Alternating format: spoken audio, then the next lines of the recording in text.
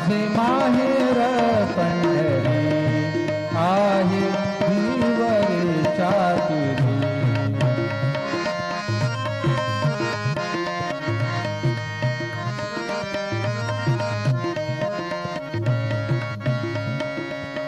बाप आणि आई, बाप आणि आई, माझी विठ्ठल रखुमाई, माझी विठ्ठल रखुमाई, माझी विठ्ठल रखुमाई. माझे माहेर पंढरी आहे धीवरेच्या तीरी.